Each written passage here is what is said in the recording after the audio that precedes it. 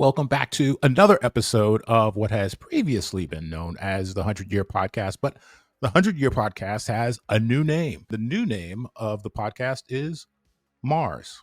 Welcome to Mars. My name is Adario Strange, and this week we have with us the founder and CEO of Recraft AI, Anna Veronika Dorogush. How are you, Anna? I'm doing very well. How are you? I'm just great. I'm here in New York. You are in our, I guess, sister or brother city to some extent, London right now, right? Yes, I'm in London, and Recraft is based in London. And I'm grateful for you to invite me to the podcast. I'm very happy to be here. Thank you. Thank you. Happy to have you. I think one of the things I'm excited about with Recraft is what you're doing is extremely competitive with a couple of the big players that I'm going to mention. But before we get there, why don't you just kind of give us in brief, what is Recraft? What does it do? So, in Recraft, we are building models and technology for image generation and image editing for professional scenarios. And we are also building the workflow for it. So, we are basically building a new generation of tools that are truly AI native and that help professionals, be that designers or marketers, to create whatever they want. So it has two pieces, the model and the workflow. The models are very competitive with all the image generation and editing models that you know and that you probably plan to mention right now. And the workflow is very unique because it's tailored for design scenarios. It's in Internet canvas. There's a lot of editing tools, and it's not just a dialogue interface. It's an interface where you can provide some visual hints to the model. So it's also we are developing new type of interfaces where creators can explain to AI what is it that they want and work together with AI. Yeah, and one thing that stood out to me is it seems like it's particularly well suited for, I guess, advertising and marketing creatives. Like in terms of like if you have an existing illustration style or photographic style, you can kind of bring in that content or bring in that asset and train it instantly to basically replicate kind of the style that you want. And then I think actually you have news that just happened, I guess in May. You guys landed a big $30 million Series B funding round. And I think in conjunction with that, correct me if I'm wrong, version 3 you also launched around the same time, which I think, if I understand how the tool works, kind of allows users to kind of better place logos in the system, in the generations. Is that correct? Do I have that right? Recraft is the only tool right now on the market that allows for true brand consistency. That means that if you have a brand, you are able to use your brand assets to create a style and then scale it. So you can create as many illustrations in the same style as you need. You can do edits with the same style, also with the same colors. If you have brand colors, you can use those. You can do a photo shoot. Um, and there is a lot of flexibility within this workflow.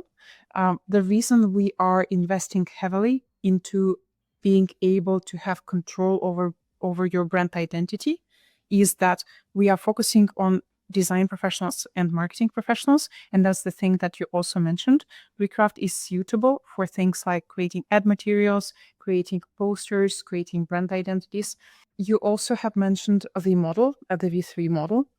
We have actually shipped the V3 model a while ago. We have shipped Oh, V3 okay. last October, so Ah, okay.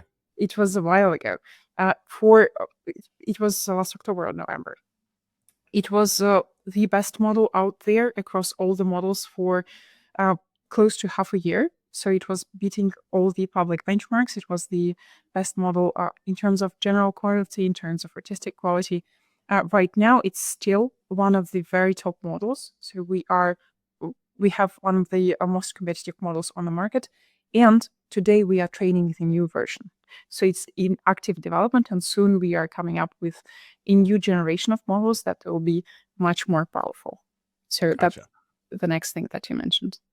So, I mean, before we get too much into the product, I want to, and the company, I want to kind of give people a sense of you, like where you're from, or like what Mhm. your background is. My understanding is that you're a veteran of Google, Microsoft, and most recently Yandex. And for those of us here in the States who don't know what Yandex is, I guess a shorthand way would be to say it's almost like the Google of Russia.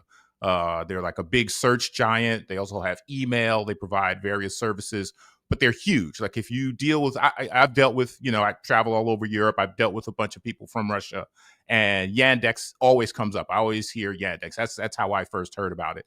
And you were there for quite some time, doing, I guess, working on machine learning. Is that right? Yeah. So Yandex is like Google of Russia. It's a large Russian company. It has services not only like Google. It also has uh, like it's Google of Russia plus Amazon of Russia plus self-driving cars of Russia, and there's a lot. So it's a large company. And yes, I was doing machine learning. I was doing machine learning tools and libraries. I was responsible for building new tools in the machine learning space that are used across the whole company. I've done a bunch of projects while I have been there. The most notable one outside of Yandex is CatBoost. It's an open source gradient boosting library. We have developed an open sourced and new machine learning tool that provides top accuracy for the most common business cases for machine learning. The tool is called CatBoost. CatBoost is based on gradient boosting, a machine learning technique that works great if you have data from different sources. For example, to predict weather, it's best to use a combination of historical data, weather models, radar measurements, and data from weather stations. CatBoost is complementary to deep learning and is generally easier to use. While deep learning methods work very well for homogeneous data, especially sensor data, like images, video, sounds, or text, gradient boosting shines when one wants to quickly incorporate many diverse data sources. Gradient boosting also works well when there is not much training data, whereas deep learning requires lots of data. The two play well together, however. Gradient boosting can easily integrate deep learning models and combine its outputs with other signals. For example, you want to predict a price of a house, giving all the features and all the historical features of this house. In this case, the best algorithm, the best model that you can use would be gradient boosting. It's also super easy to use. You install it from PyP repository. You use it in one click, and you can very fast train the model, immediately get results. It's a great tool. And for that reason, because it's very easy to use and because it gives high quality results on tabular data, it's used in many, many places. It's used in medicine, in finance, in a whole range of places. Yeah, I'm curious about your founder story with regard to London in particular. We've had a bunch of guests on here uh, who are either founders or from Europe, Yeah. and the topic always comes up of how kind of China and the U.S. seem to be kind of really claiming the spotlight in terms of AI startups and activity. And we don't seem to hear. I mean, we hear a little bit of out of coming out of France, a couple of other places, but we don't seem to hear a ton coming out of Europe. So that's another reason why I was excited to. Well, yeah, maybe you're more local, so you hear it more. But over here, we don't hear much. So do you think there's more activity happening in Europe or Western Europe than we would know over here? I think right now in the AI era, there is a lot of activity and there is a lot of success coming out of Europe. Uh, in image generation space, there's Recraft. There's also other AI companies that are quite successful. There's Lovable, which comes out of Europe. There's Granola. There's Synthesia. There's the whole list of great companies that are rising here in Europe. And so it's much more than it was before. Do you find it so along the same thread? I've spoken to a lot of founders from Europe, and they often say that they specifically moved to Silicon Valley in California for the funding, for the network of engineers that they can hire. Have you found any special difficulties being based in London in terms of getting Yeah. talent, getting funding? London was a very conscious choice, and it's one of the best places to build international companies, international startups right now. There's a whole list of reasons for that. One is London is open to high-skilled immigration. There's visas that you can do. There is the global talent visa. There's skilled worker visa, which is it's not hard to do this visa for technical people. So it's possible to relocate to UK highly talented people and build something with them. There's also great universities here that it's great education. There's super talented people who are graduating from those universities here in the UK. So you can also hire great talent here. So in terms of talent, it's amazing. In the United States, the United States also has great universities, but in terms of immigration, it is much Oh, hard. So yeah. it's close to impossible to immigrate as a high-skilled technical person into the United States. That is surprising. You would think that it should be the opposite, but it's actually not true. So one reason is it's not hard to hire great talent here in UK.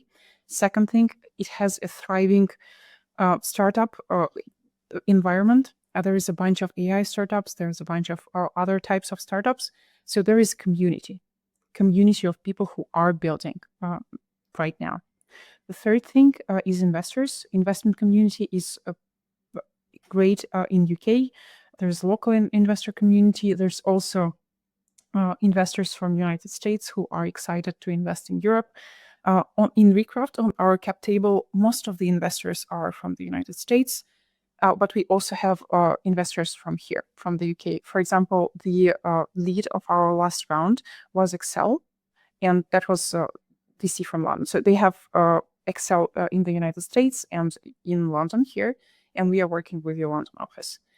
So all of that gives you a chance to grow a successful company. Yeah, I think you guys also had Khosla Ventures in your last round as well. Well, Khosla Ventures, we have starting our first round, and all Okay. the investors that we have had before in our previous rounds, they are all supporting us through through all our fundraise.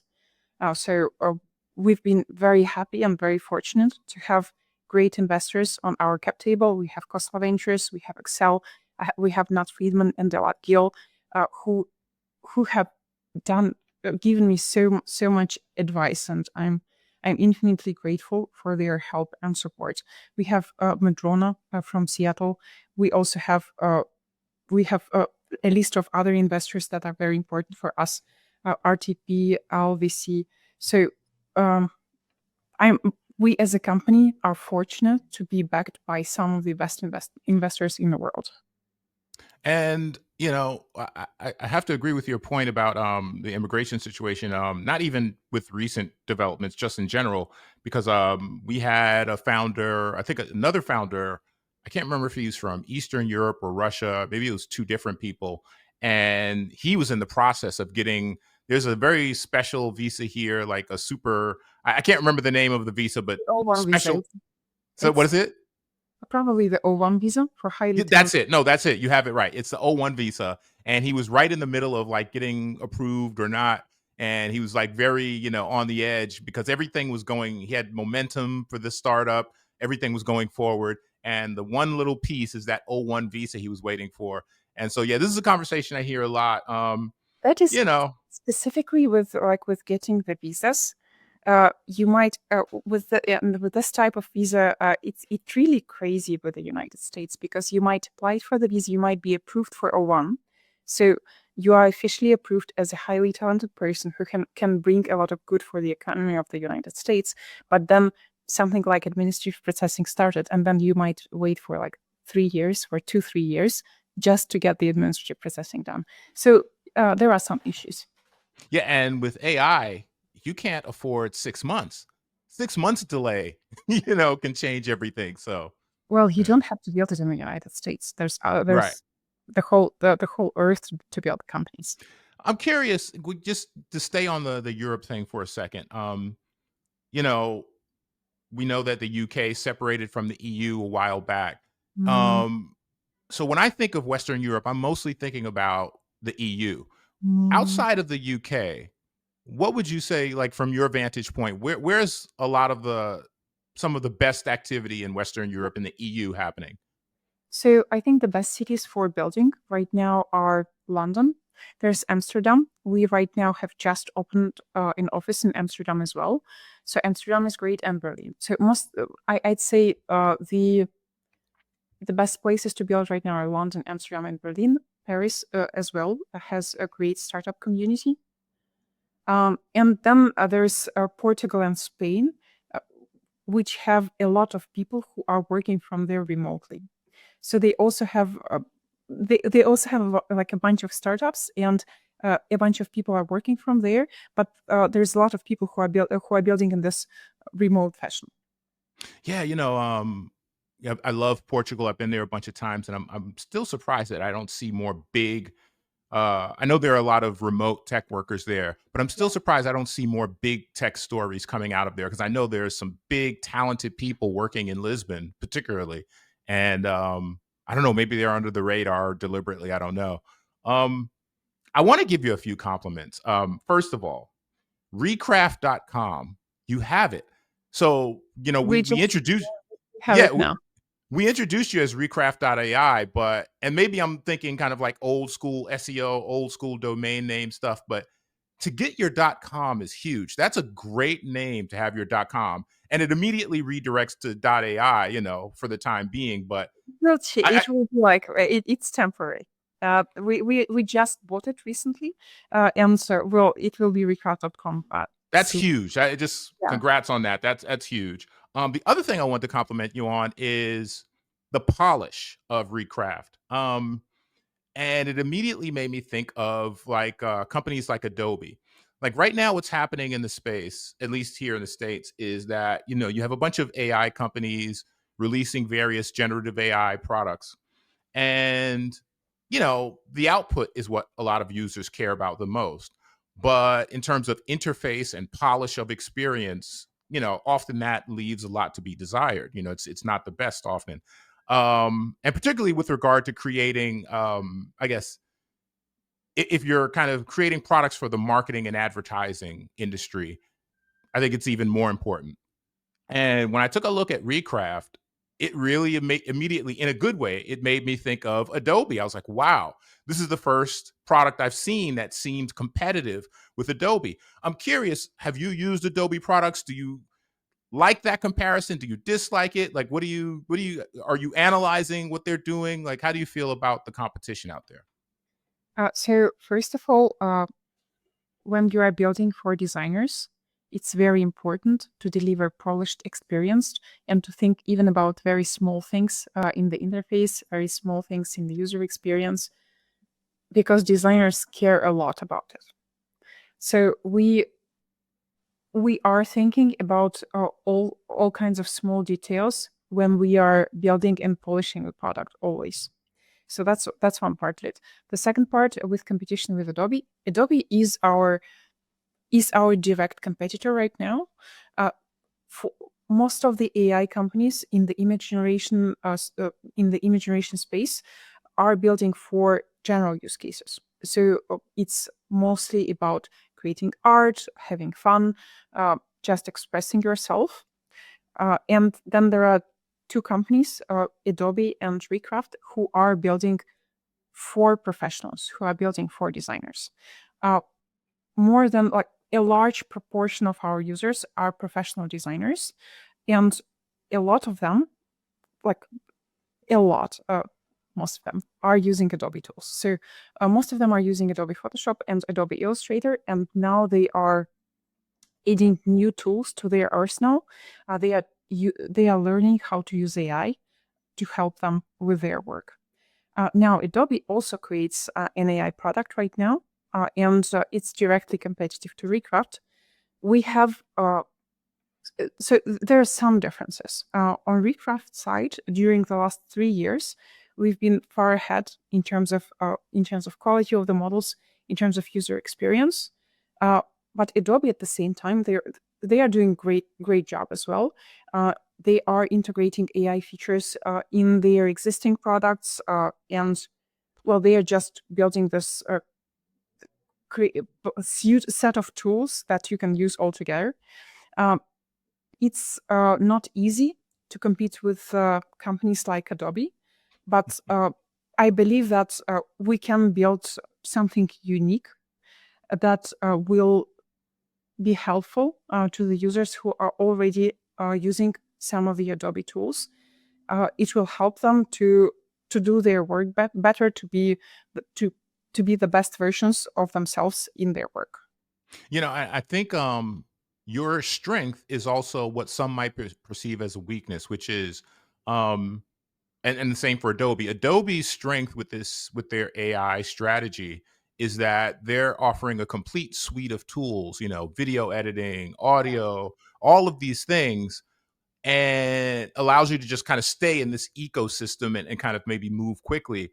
But the thing about that with any company, with any ecosystem, is that when you have a company that doesn't focus on one thing, they may not be as adept or as nimble with that one thing. And you guys, your company, Recraft, seems to be focused on this one or at least singular aspect of the space. And so I think that might be your strength with regard to competing with Adobe. Yeah, you're Yeah, you're you're you're definitely fighting a giant. I'm curious. So I think you guys have in your kind of in the information fielded, you guys have like 4 million users. Is that right?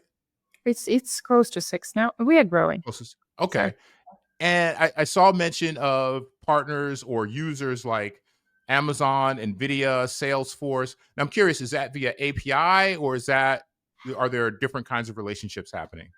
we Recraft is used by. We have two parts of the business. One is the API business, another is the design tool. So this in particular was mentioning the people who are using the design tool within those companies. We also have API, which is also used by a list of companies, including some of the largest companies in the world. But yeah, so those are two parts. In particular, for Recraft Design Tool, we right now have uh, our enterprise version. We have teams. So right now, Recraft can be used by teams. There's collaboration. There's the possibility to create style identities and share the style identities, brand identities with the team, so that the whole team uses the same styles. It's also possible to share those with like outsourced designers, so that teams can make sure that everything is on brand. So we care about companies to use the tool. We actually do have different types of users. So there's different type of user personas in the graphic design space. There's companies. There's large companies. There's smaller companies where design teams are smaller. It's like 1 to 3 people. There's also individual designers. Some of those are working agencies, and some of those are working freelance. There's also print designers. So there's the whole range of types of people who are using the tool. But the common thing among them is that they are building graphic designs. So they are building imagery. They are building imagery with text, and they're using AI technology to help them create that and iterate on that. So talk to me about, I guess, I mean, this is almost like an old talking point, old conversation at this point, but it's worth mentioning. You have a lot of, I guess, old school designers, graphic designers, and creatives, who, and I don't know how many art directors you've ever worked with in media. I've worked with a ton of art directors. These are a notoriously finicky and demanding bunch. They have their precision, they have their process that they're very wed to.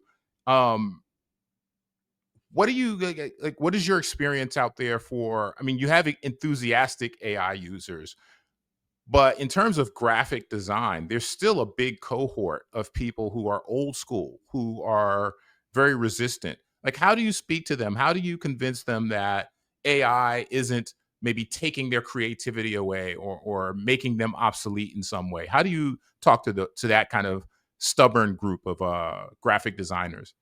So yeah, graphic designers are somewhat different from, or like designers are different from uh, all other people in terms of their demand for quality. How we are speaking to them and how we are explaining them that the tool can be useful. we provide guidance on how to use the tool to be more creative and for the tool to be helpful in their work. So people are trying it out. And when they understand that it is helpful, they start using it more.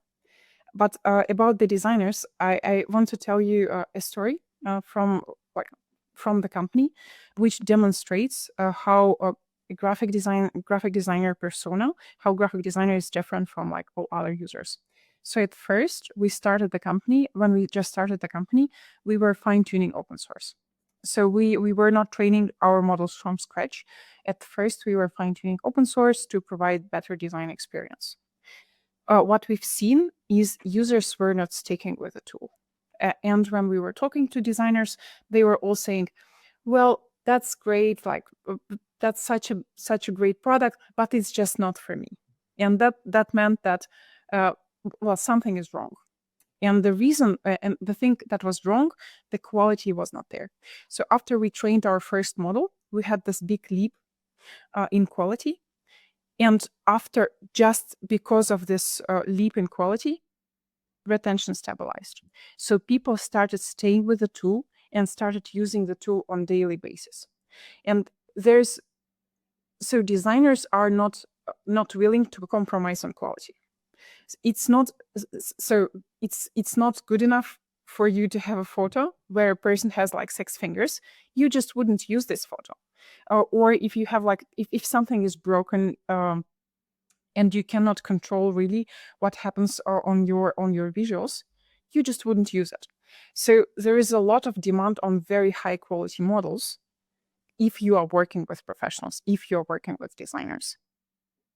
Yeah, that's I guess the central challenge in image generation in AI right now, or at least has been for like the last year or two, is control, precision. Getting exactly the results you're looking for. But I guess I mean more so from the artistic standpoint.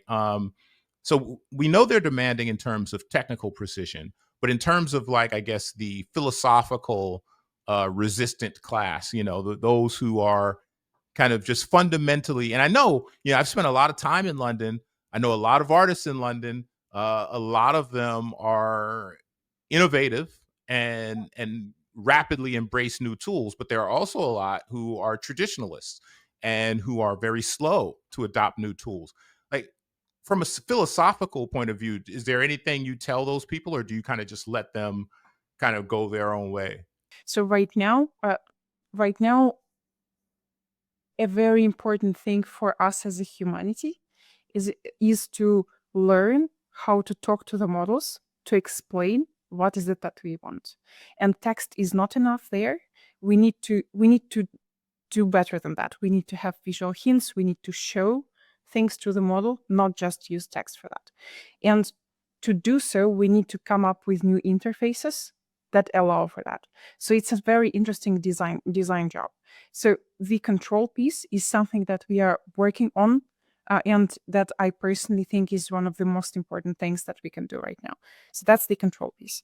The second thing that you mentioned was about the artists, and specifically about the artists in London. It's also an interesting topic.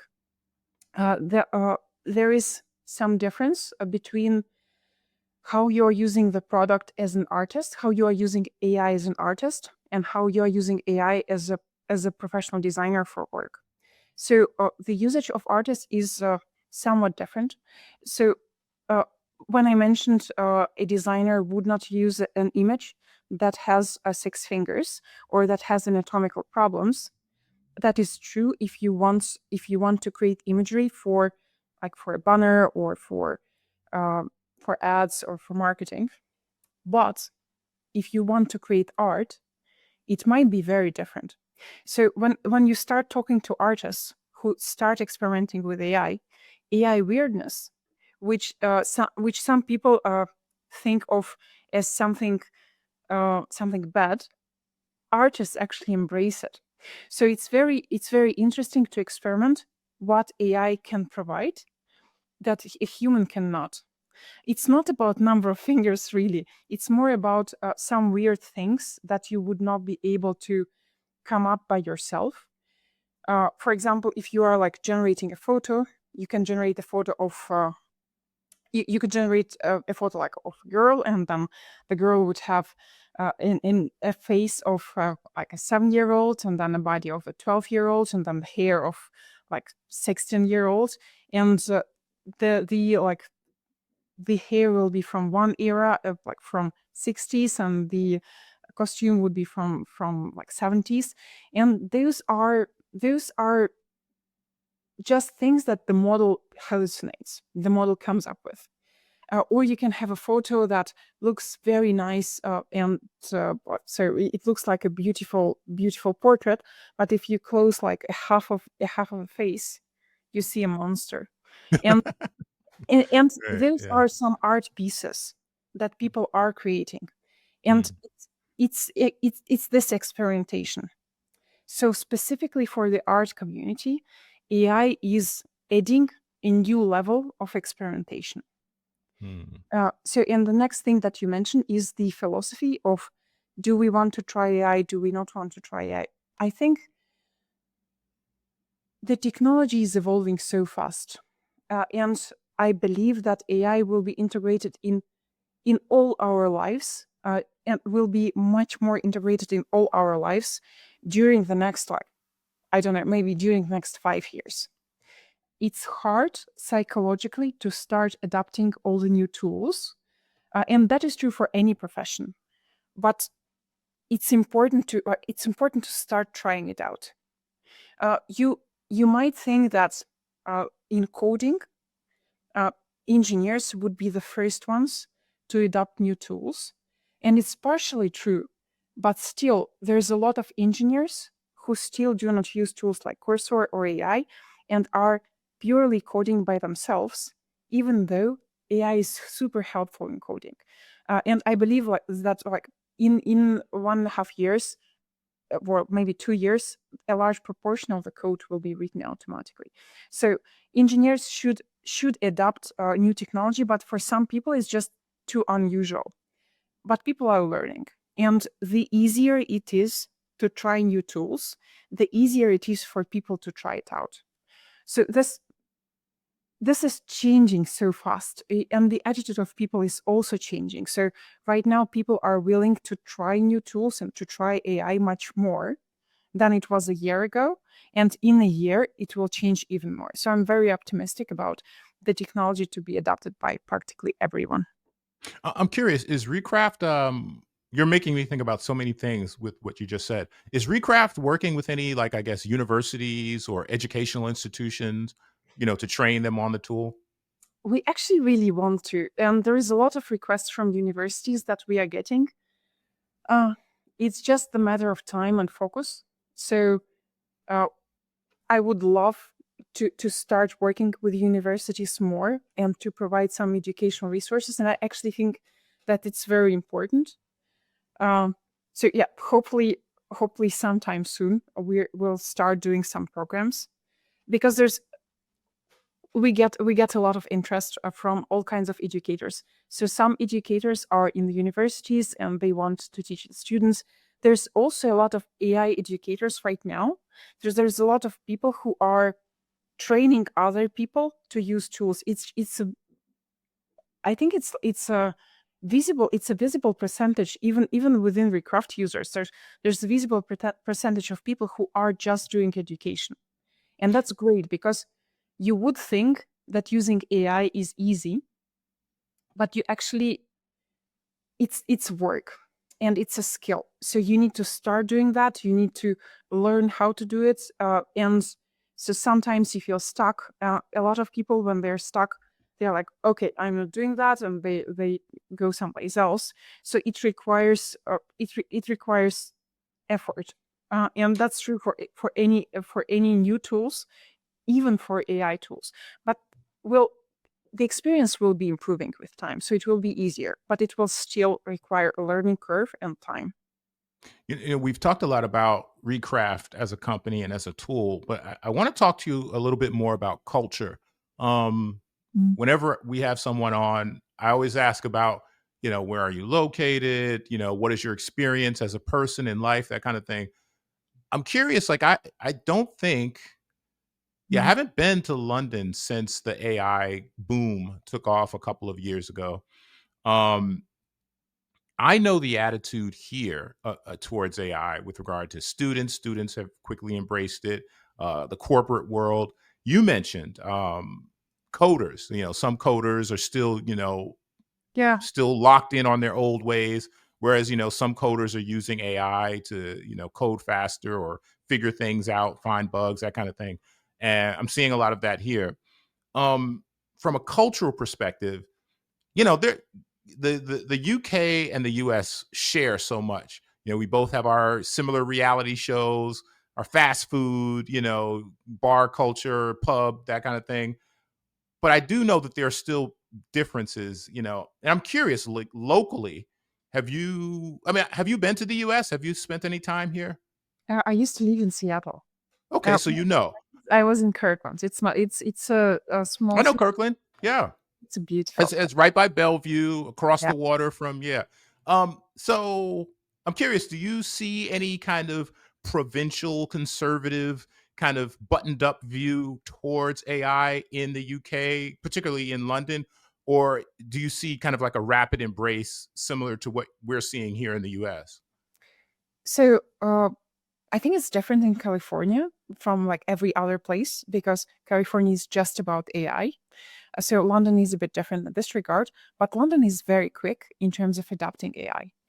So in terms of culture around AI, uh, there's there's a lot of talk about it. There's events organized around new AI launches or things that are happening in AI. So to educate people and to give people space to talk about new releases and about new tools. Um, yeah, so there are some differences, but UK is the very very much in the front of adapting AI. It's been a while since I hung out in the startup community in London, but my last memory is Shoreditch was kind of like a hotbed. Is that still kind of where a lot of startup activity is happening, or is there different? And I promise we'll get off Mhm. London. I just love London so much. I have so London many questions. Is Shoreditch still kind of like a startup hotbed, or has it moved to a different part of the city? it's in different parts. It's there's a lot in Shoreditch. There's a lot in Camden as well. So for example, our office is in Camden Town, and Camden. So for people who are not aware, Camden Town is um, I don't want to say shady. It's like it's very specific, a very special place where there's a lot of street musicians.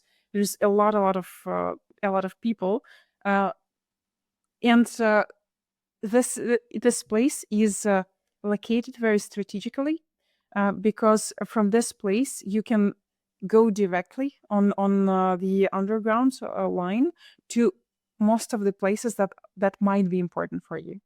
So Camden is a very strategic place, and when I was choosing a place where we want to have our office, I've chosen that one. Then there's a lot of stuff happening in Leicester Square and Tottenham Court Road. It's near all the theaters and all the shopping places.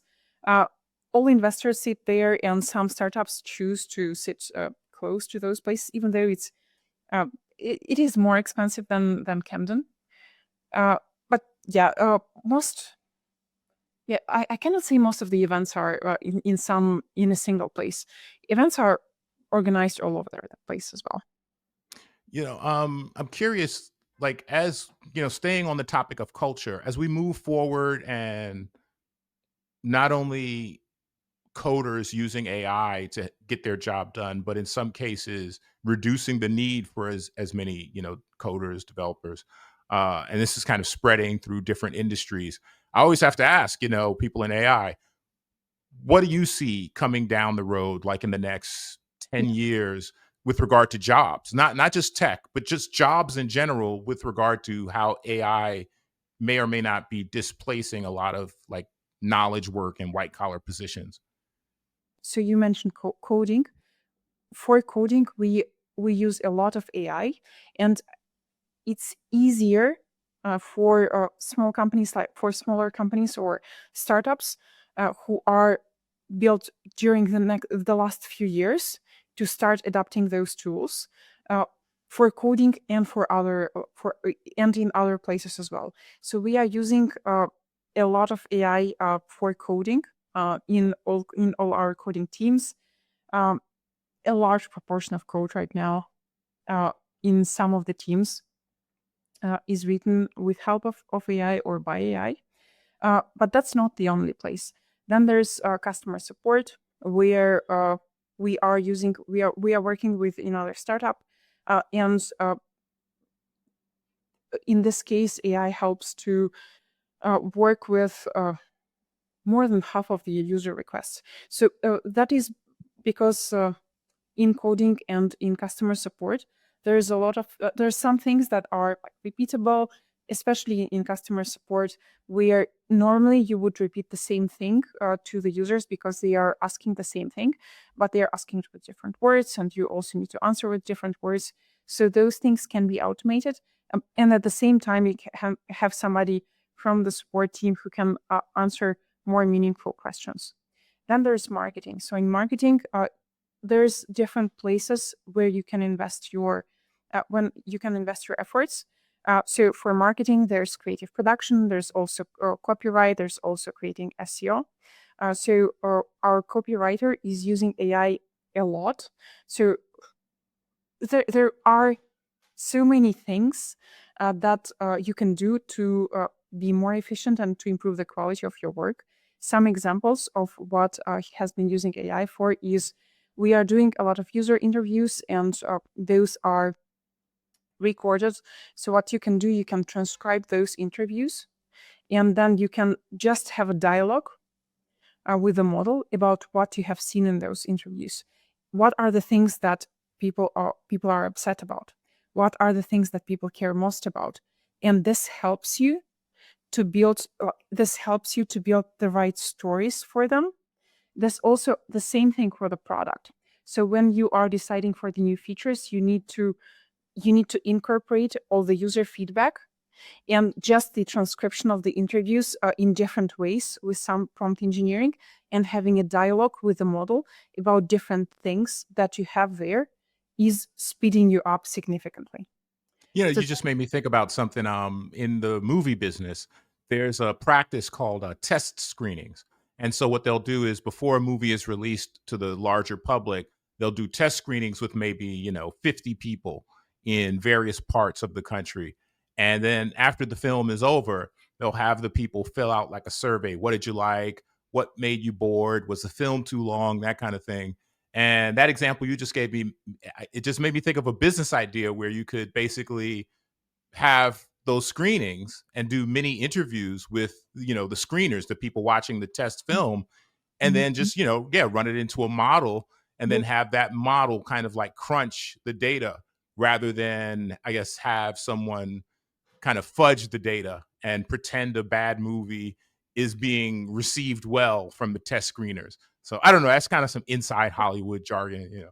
Yeah, you can be creative. There are so many ways how you can use models right now to improve your work, and to improve the quality of your work, first of all, but also to make you more efficient. You just need to come up with those ideas, and there will be more and more of this during the next year. You'll see a lot of these ideas, these business ideas, and just ideas how you can use AI within the company. So we are using, as I said, we are using AI in many different ways, and it helps us as a startup to move faster.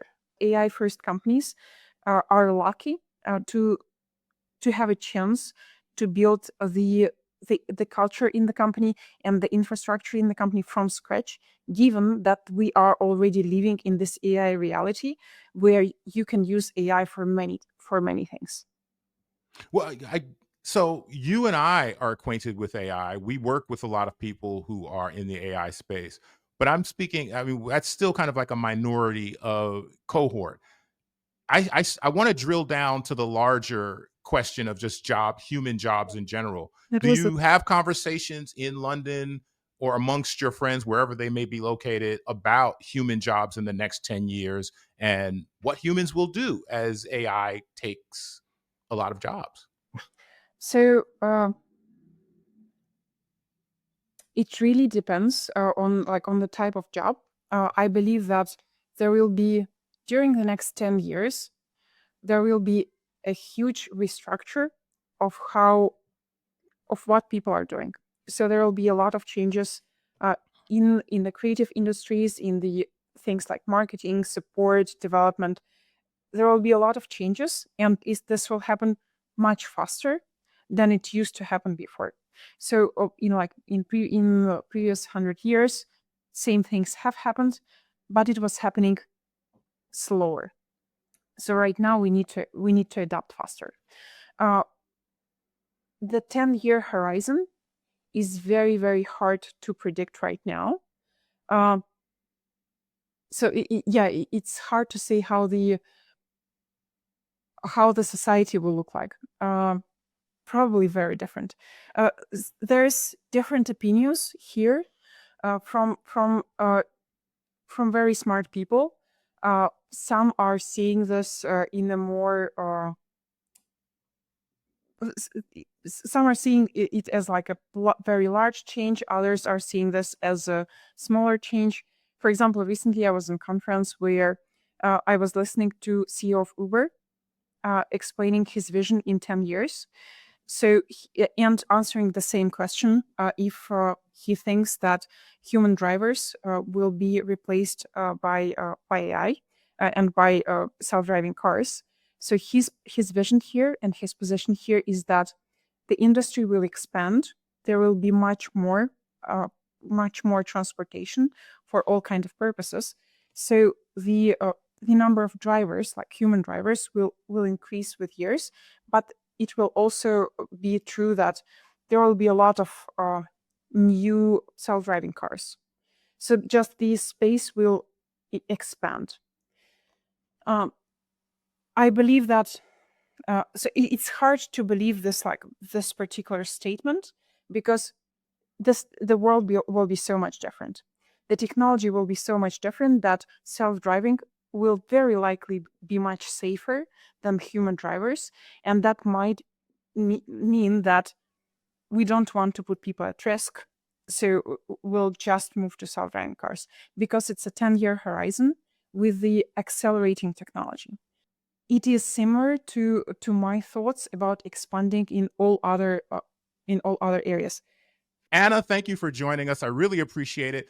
You can check out Recraft at recraft.ai, and you can also check her out at recraft.com now.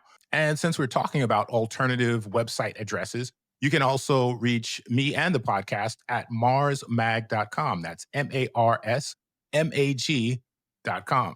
Check us out also on Spotify, where we're also uploading videos. Anna, thank you again for joining us, and we will see you guys next time.